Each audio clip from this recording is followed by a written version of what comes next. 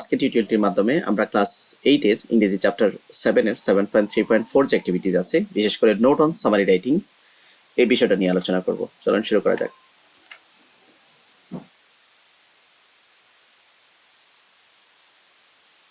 এখানে আমরা দেখতে পাচ্ছি যে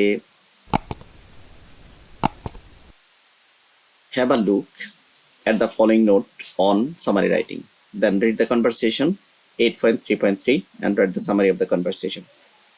যে কনভারসেশনটা 8.3.3 তে ছিল, এটার সামারি লেখার জন্য বলছে, and share it with your friends who need help to understand these 3 grammar points, and don't forget to check the form of verb you have used.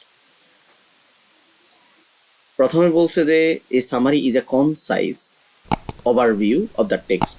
সামারিটা হচ্ছে কোন একটা টেক্সটের short overview, main point written in your own word, যেটা নিজের ভাষায় লেখা হয়, নিজের ফিলিং, নিজের তথ্যে লেখা হয়, নিজের মতো করে লেখা হয়, নিজের বাক্য বানিয়ে লেখা হয়।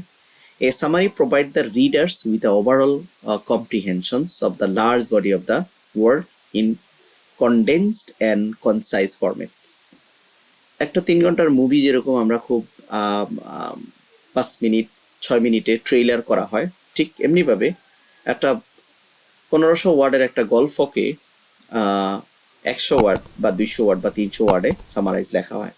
By summarizing a text, you show you better understanding of the text. তো কিভাবে আমরা সামারি করব, আমরা এখানে গাইডলাইনটা দেখব। তো summary shortens the main idea.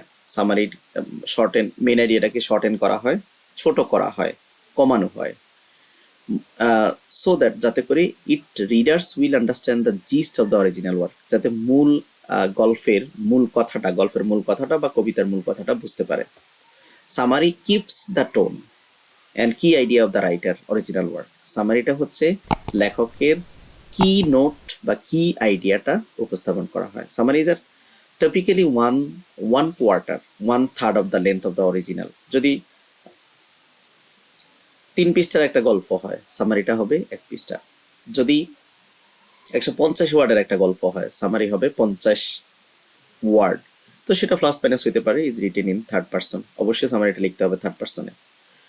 How to write summary. Summary আমরা কিভাবে লিখবো, এখানে বলছে read the text and identify the main idea. অবশ্যই আমাদেরকে মেইন আইডিয়াটা খুঁজে বের করতে হবে, and distinguish the main idea from the details থেকে মেইন আইডিয়াটা খুঁজে বের করতে হবে, পার্থক্য খুঁজে বের করতে হবে। Write the main idea in the list, main আইডিয়াগুলো লিস্ট করতে হবে। Begin the summary with the introductory sentence. Summary অবশ্যই একটা ইন্ট্রোডাক্টরি সেন্টেন্স দিয়ে শুরু হবে।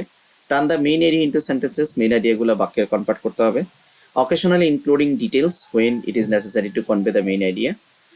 অবশ্যই মেইন আইডিয়াটাকে কনভে করার জন্য একটু ডিটেলস হয়তো আসতে পারে, ইনক্লুড আসতে পারে।